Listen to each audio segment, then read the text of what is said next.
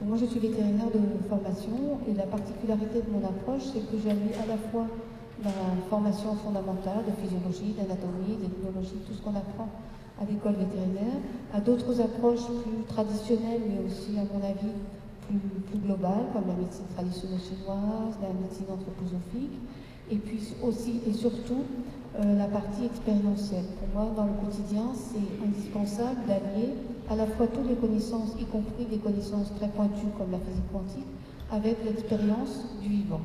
Et donc pour moi, c'est là que je trouve la particularité.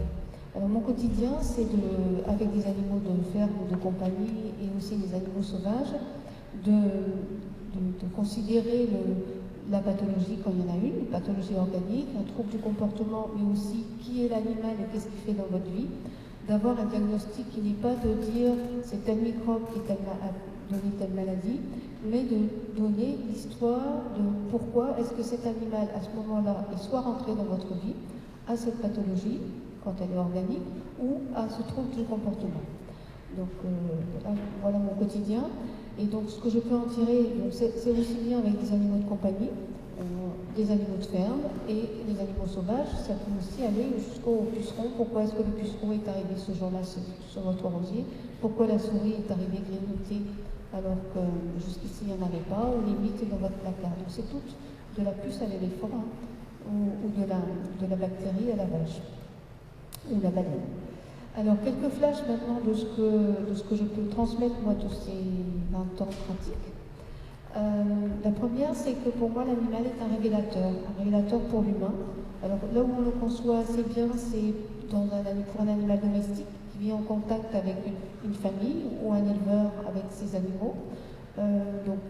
Bien souvent, quand moi je transmets mon diagnostic de qu'est-ce que la vache exprime alors, l'éleveur, il me dit souvent « Ah, c'est moi aussi, je sens ça dans mon travail ou avec mes confrères ou avec mes associés lorsqu'ils sont associés. » Donc l'animal est bien souvent, et je dirais dans tous les cas, un révélateur d'une problématique ou en tout cas de ce que peut vivre l'humain. Alors le chat qui souffre de dépression ou d'autres symptômes parce que l'enfant a un souci à l'école.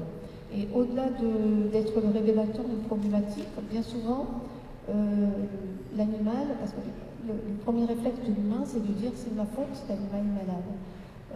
À mon sens, c'est pas du tout comme ça que ça se passe. L'animal est d'accord, on peut dire, on a certains accords de sa part de souffrir avec, en tout cas d'exprimer ce que l'enfant n'exprime pas par ailleurs, et il est aussi capable de devenir non seulement le révélateur, mais aussi le penseur. Le penseur avec un A, c'est-à-dire qu'il va soigner la personne de façon très claire.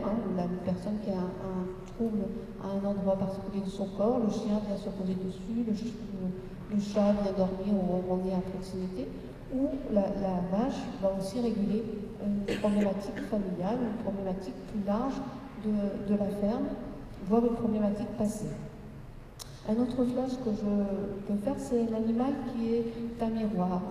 Steiner, pour ceux qui connaissent un peu l'anthroposophie, explique bien comme quoi l'humain a toutes les mémoires dans son développement embryonnaire de tous les stades de l'évolution animale et de la sortie de l'eau, on va dire. Et à mon sens, on a gardé ces mémoires, nous, même si on ne les utilise pas, et au cours de notre vie, elles sortent à certains moments ou elles ne sortent pas. Mais en tout cas, on a tous des talents qui sont proches de talents animaux. Les animaux, eux, ils ont chacun un talent. L'oiseau, il vole, le poisson, il nage, ça c'est facile à comprendre, mais au sein des oiseaux, chaque petit passereau, par exemple, qu'on met dans une grande famille, la mésange a une particularité et tout dans sa physiologie, dans sa morphologie, est adapté pour cette fonction. En deux mots, la mésange, c'est le gendarme des oiseaux. C'est un petit oiseau qui est là pour faire respecter l'ordre et qui a tout ce qu'il faut pour le faire. Par exemple, le rouge-gorge, lui, c'est un animal qui est beaucoup plus statique. Donc, je vous donne ces exemples-là pour vous dire que chaque animal, il a un talent, une aptitude, une fonction, une mission, on peut dire comme on veut, et qu'il le fait pleinement. Il est vraiment doué pour ça et il est excellent dans ce domaine. Nous, les humains, on est multipotentiels. Il y en a qui sont plutôt gazelles, il y en a qui sont plutôt lions, il y en a qui sont plutôt rouge-gorge, etc., etc.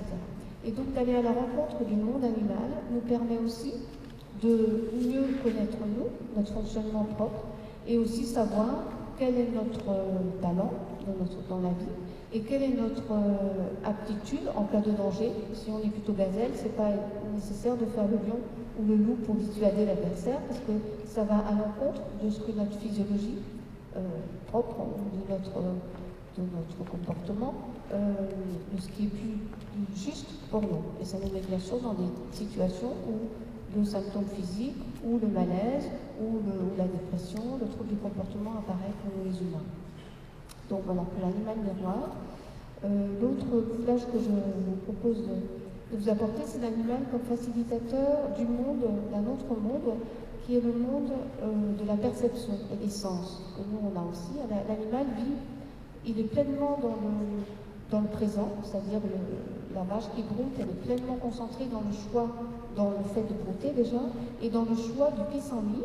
Quand j'accompagne des éleveurs de l'étable au champ, et qu'on observe un peu, on voit bien qu'une vache peut mettre beaucoup d'énergie, d'attention et de concentration à aller chercher un pissenlit ou une feuille de chêne, ou en tout cas une espèce de plante qui est adaptée pour elle à ce moment-là, et choisir parmi les pissenlits, le pissenlit qui lui convient.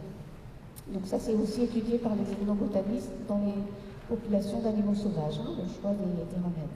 Alors donc l'animal, il est dans le monde de la perception où pour survivre et pour vivre, il met tous ses sens en éveil.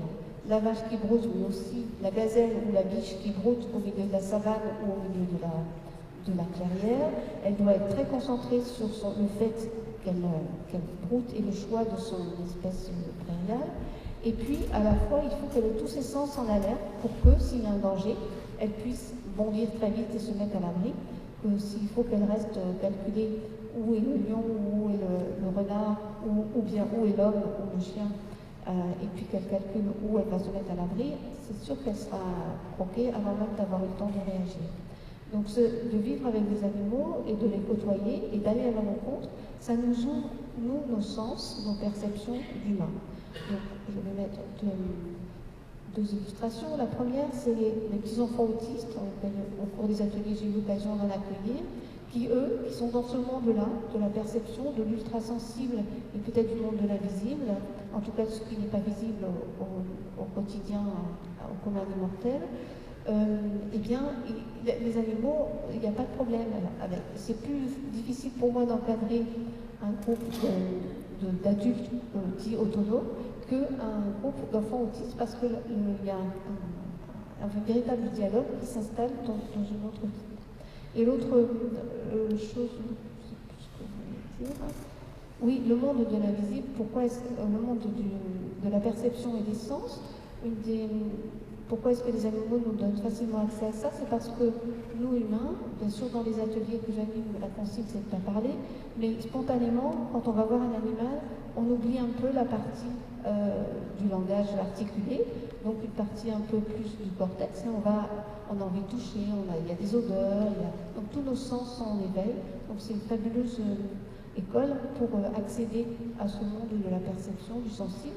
Et l'intérêt de ça, c'est pas nous de jouer des animaux, parce que ça, on n'arrivera jamais à faire aussi bien qu'eux, quelles que soient les espèces, mais en tout cas, nous reconnecter, nous, humains, à notre animalité, ce qui, à mon sens, c'est très aidant pour vivre dans un lieu comme ça, pour se déplacer dans le métro, pour choisir la bonne place, pour sentir si on est en affinité avec une personne que l'on rencontre ou pas. Donc ce sont des outils, des talents, des aptitudes qui sont très aidants pour notre vie d'humain.